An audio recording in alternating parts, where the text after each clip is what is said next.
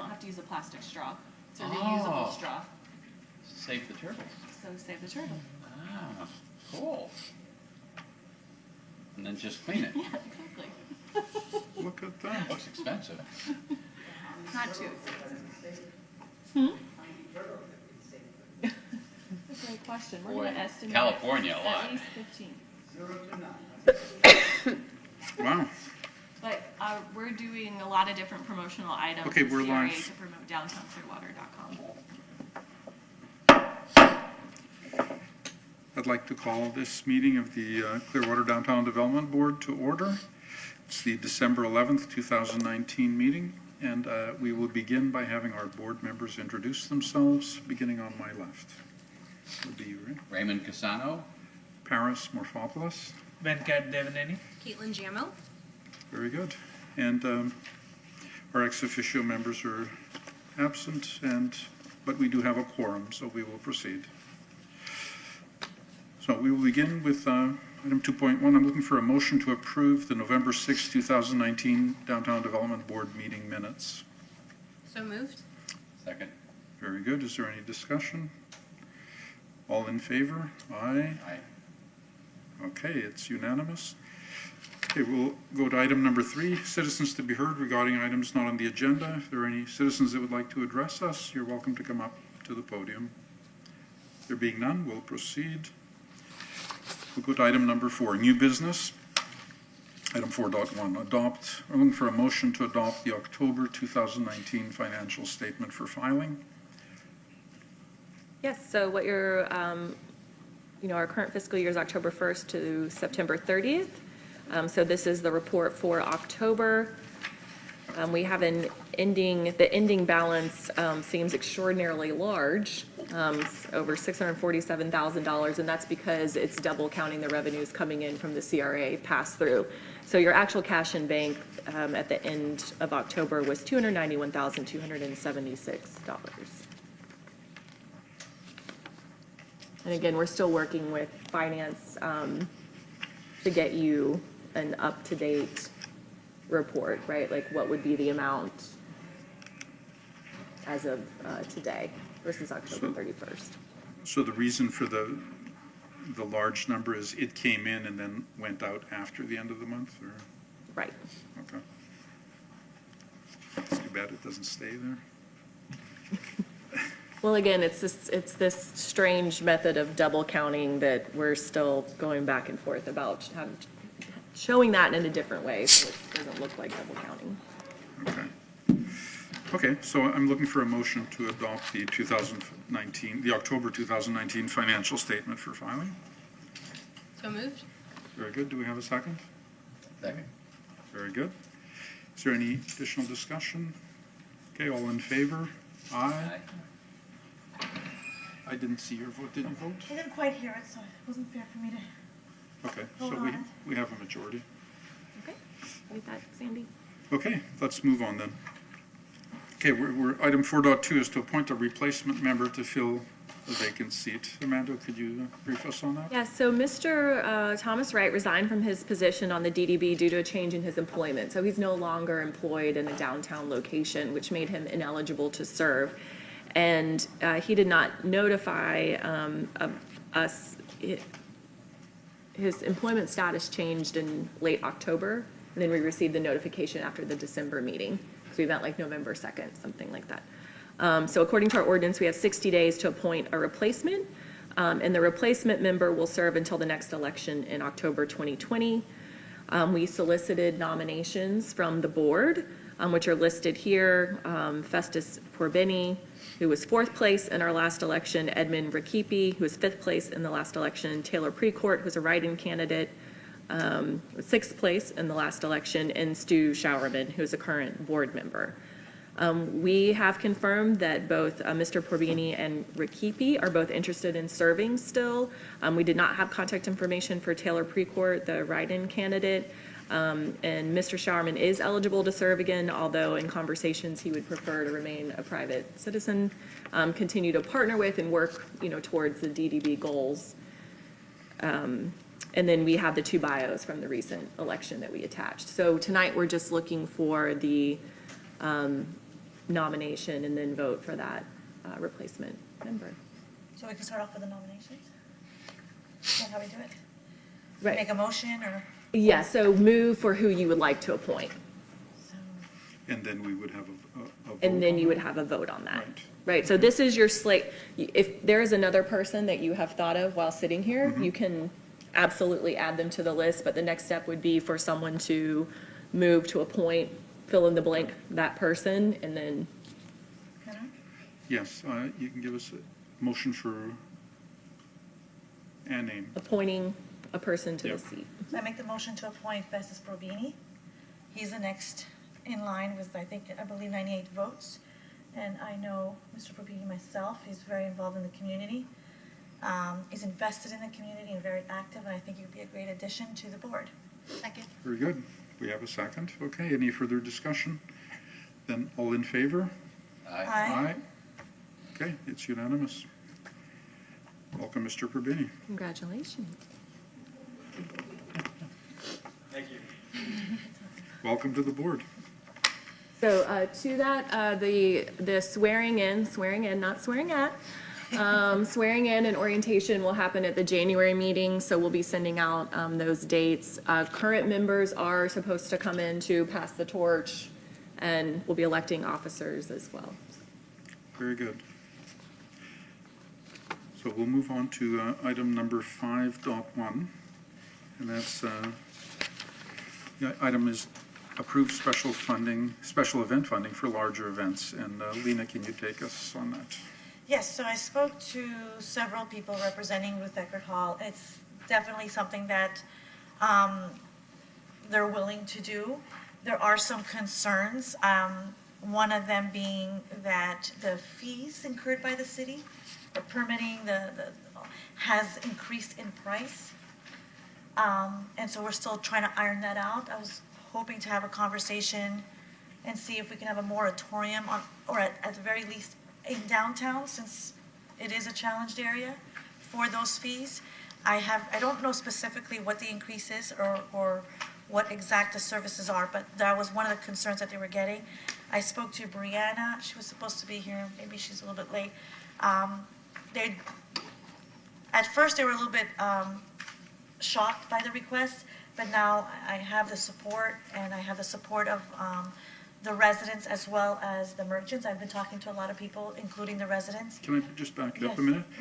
For those of us, for people that might be Oh, you're unaware right. of this, I'm what sorry. is this request and what is it we're talking about? Okay, so in the last, I would say 2-3 years, we've been really trying to open up the funding to smaller groups, right? And we've had limited success, including the merchants, where we're tightening our belts. And over the last 2 years, it's been very evident that event planning is a huge task for us. It's not what we do. And time again, Capitol Theater has shown us that they are successful. And so after discussing this with various groups, and it was actually quite accidental, the discussion was to re-divert some of the funding from smaller entities, just redirect it to Capitol Theater and add a couple more shows, because those shows save the merchants for many months. So instead of having, let's say, one merchant at a time coming for $2,000-3,000 and it have limited success, let's give it to the people who know what they're doing. And I think it's supported by the fact that even though we opened it up to smaller entities, they haven't come forth. You know what I mean? They haven't come forth to ask us for the funding, and that's because they simply can't. They don't have the resources, the manpower, or the tool set. So that's where the discussion was. So then I continued that discussion with Ruth Eckerd Hall to see if they were interested, and the answer is yes. So is the discussion just to decide in general that we like that idea, or is there a specific proposal with an amount and a particular additional event in mind? Well, you know me, I want everything now. So if we could knock it out, but I know that that's unreasonable. But at the very least, one more show, but the best would be 3 more shows. But those numbers would not be concrete until we finalize what the fees are that's associated with an event like that for the city with the new numbers that they're projecting. the fees, the new fees. So I think then, in terms of proceeding with something, without, in the absence of actual numbers and a proposal of what they're gonna do with it, I think all we can do is have a motion in favor of adopting additional funding for that upon receipt of a detailed proposal. That sounds I good. don't think we can vote on a certain amount of money No. if we don't. But can I have a clarification? How much, remember how we kind of recalibrated the numbers and we sort of came up with a new number to open up to more smaller entities? Remember, I think. it was Well, like- you guys shifted, so the grant funding for Ruth Eckert Hall from the DDB is $40,000 per year. Correct. The CRA funds $100,000 per year. So currently what they receive is $140,000 per year, which doesn't even begin to cover most of their costs Right. for producing Blast Fridays. They still have to do a lot of fundraising and the city co-sponsors as well for police and fire. So where you shifted, where the DDB shifted money from, you didn't take it away from any signature events. You had funds that hadn't been allocated, right? So it just said, instead of spending it on, we stopped spending money on doing, tourist print guides, right? So it shifted from some paper products, right? And there was other kind of graphic design money that wasn't being used. We didn't have as many downtown maintenance costs. So that money got reallocated to say, hey, merchants, we're willing to support you to experiment and provide a variety of events in addition to these concerts that are already occurring. So it's not signature events did not lose funding. We shifted money from other sources. So you can always say, we want to and right now you have in this year's budget allocated even more money to special events. Right now you have, 30,000. right, that's unallocated. Right. That can be allocated as soon as a project or idea comes forward. So that's where that's where it came from. That was how it was born. I thought, well, with that 30,000, wouldn't it be great if Capitol Theater gave us 2 more events?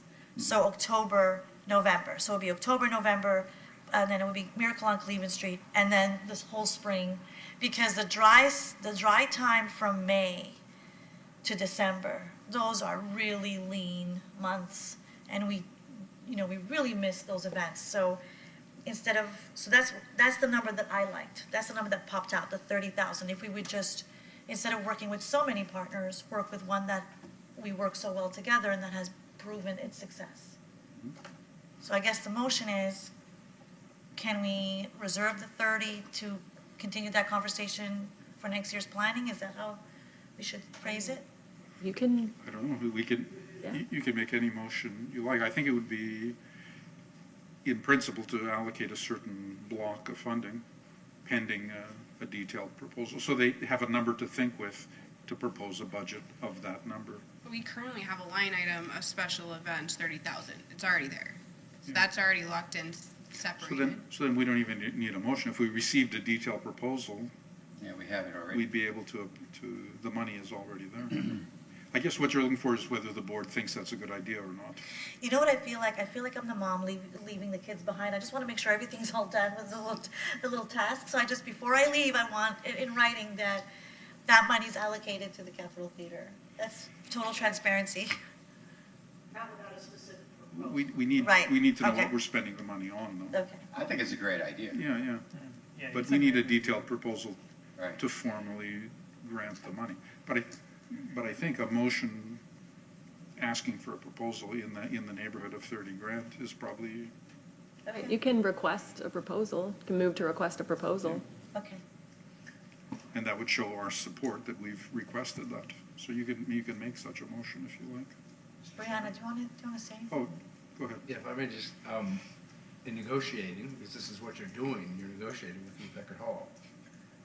You would say, this is the amount of money we have. We have a minimum of, we would like to see a minimum of 3 additional events during the summer months. We want the maximum bang for our buck, as opposed to going to RFP. You guys are our first choice. So we want, you know what I mean? So that you just don't, you're not stuck with whatever they bring back to you. Yeah, that's for it'd be an RFP. Yeah. What can you do for 30 grand for 3 events? Yeah. So I move that we negotiate with Eckerd Hall. If we start I mean, I guess you've already made the motion, but if we start doing that, aren't we starting to get close to what would sound like an RFP, and then we're starting to have to, Right. am I like, Brianna, you want to come up? Tell us what's on your mind. If you would Hi, introduce yourself, Brianna. Do I have to introduce myself? Brianna Hoskins, I'm the Director of Operations for Eckerd Hall.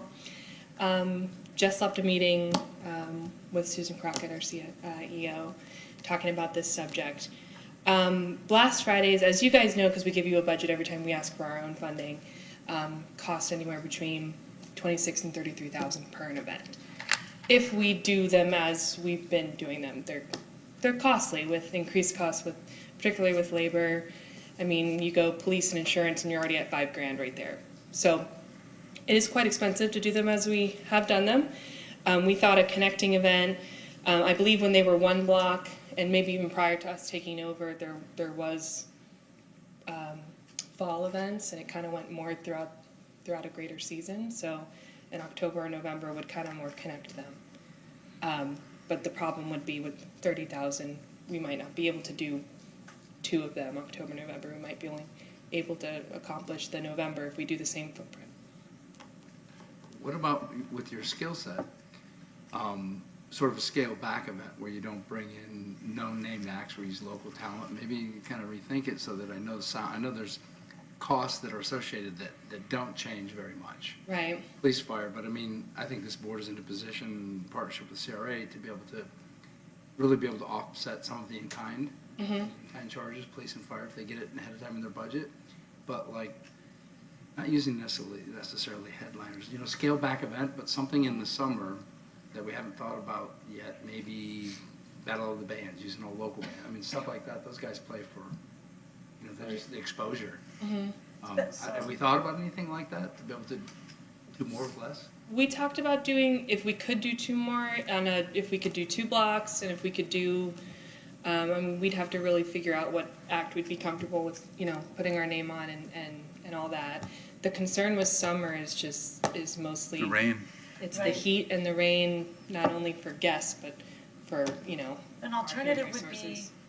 September, October, because September was the worst September in 3 years. September, you've got boat races and stuff. So everything kind of had its Yeah. own little Yeah, kind of pick up. thing, and September's the boat races, and then there was kind of a lull in October where we had Downtown Funk, and so we thought maybe this could kind of replace that, because that really wasn't kind of taking off.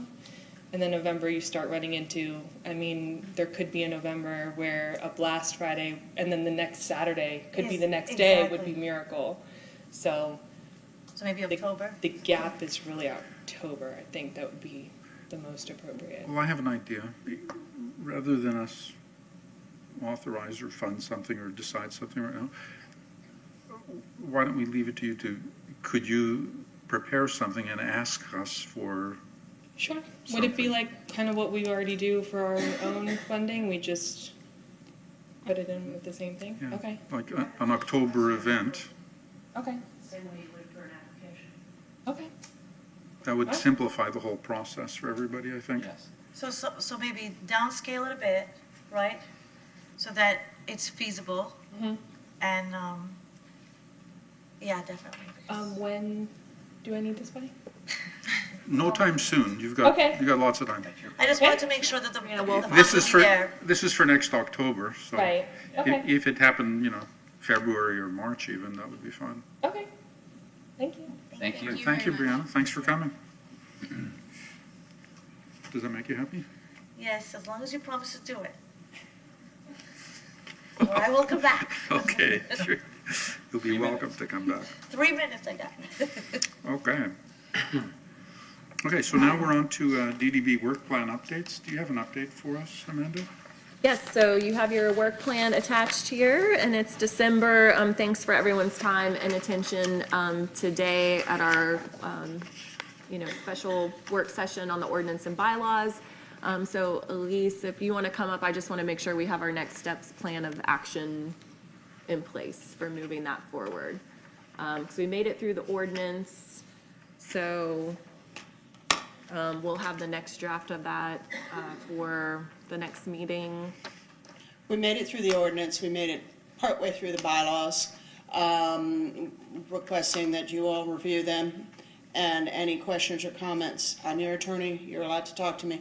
Any questions or comments you have, get them to me so that they can be addressed in the next draft. The next step is for me to get, I'm going to wait until you have time to get those comments to me. In addition to the bylaw, the ordinance and the bylaws, we need to get policies that we've had in, but not formalized, written down and put in place. So I will be working on those. I believe once I get the next draft out to you, we will need another work session. But it can be shortened considerably if I have comments in advance. Mm-hmm. And after the work session, finally, hopefully final drafts. So when do you think you'd have the ordinance redone? Or I would like, drafted? I have all your comments on that. Mhm. Okay, I can get that out before the end of the year.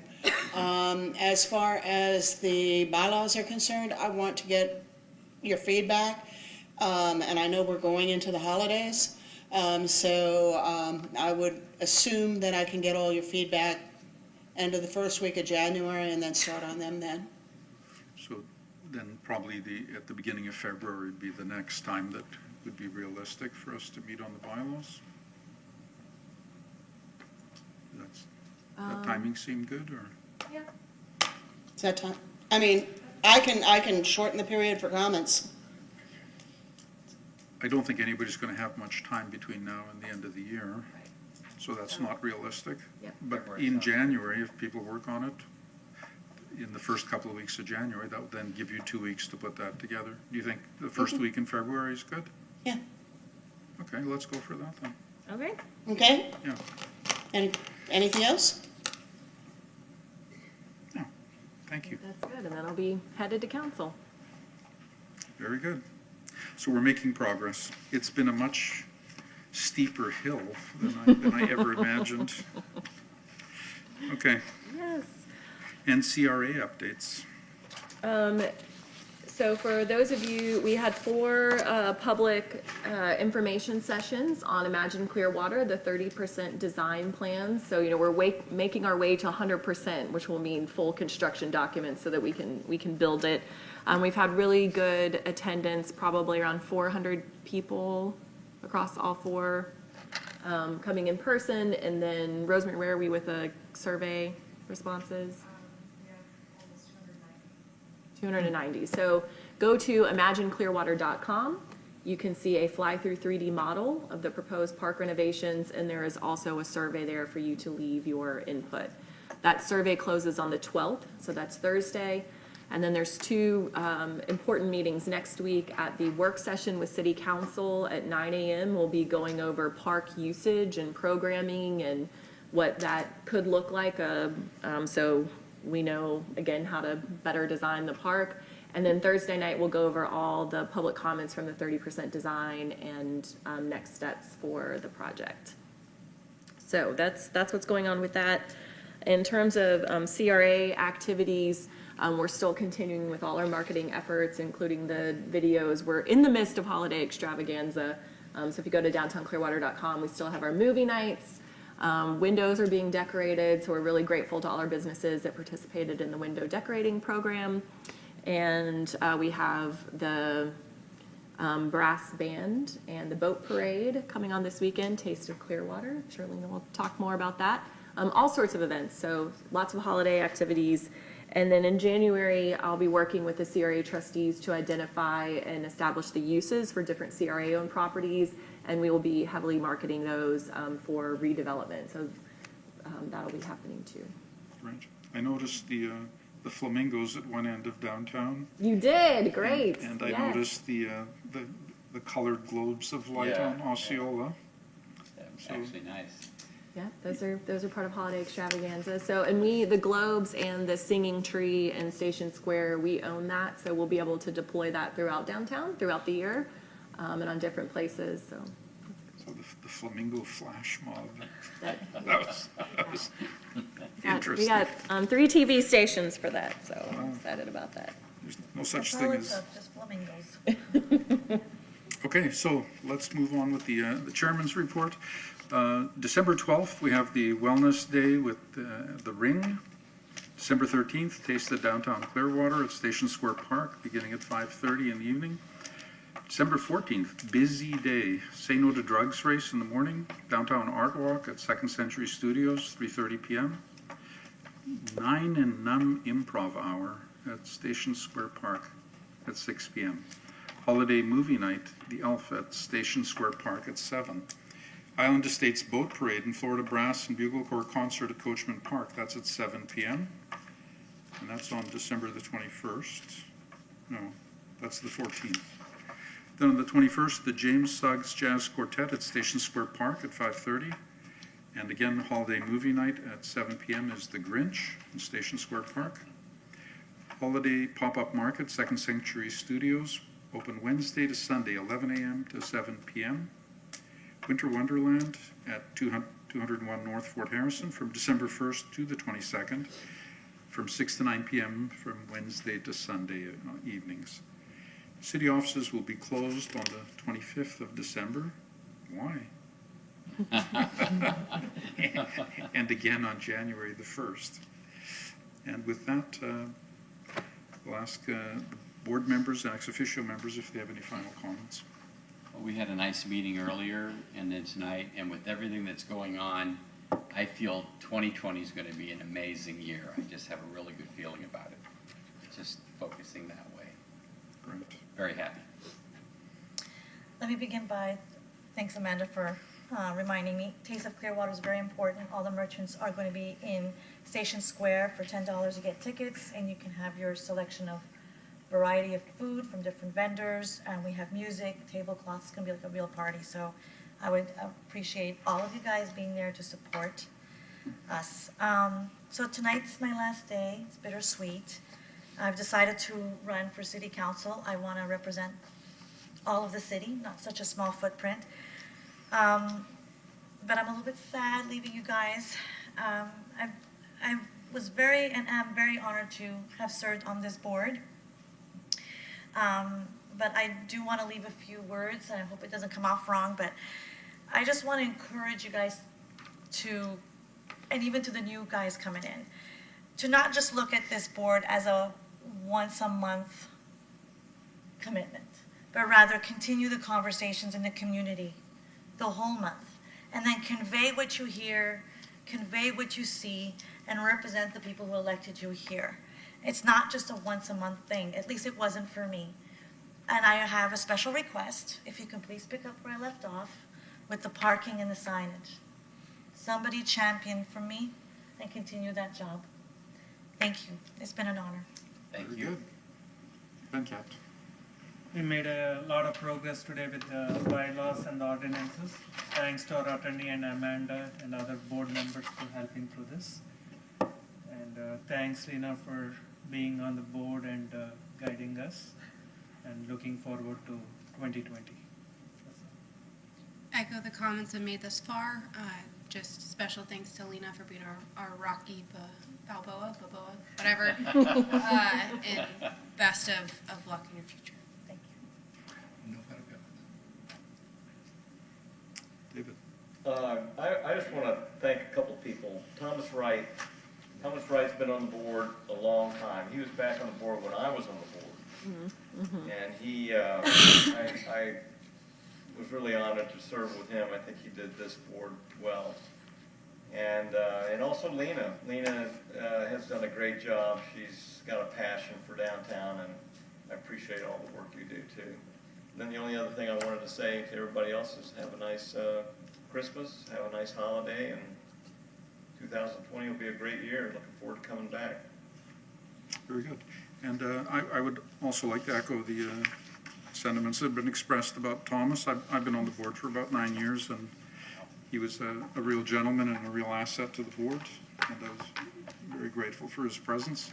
And you've been a real champion for the downtown, so thank you for your service and good luck in your future endeavors. And happy holidays to everyone. And with that, at 6:01 in the evening, I declare this meeting adjourned. Is this the shortest meeting we've ever had? Short as I- Pretty darn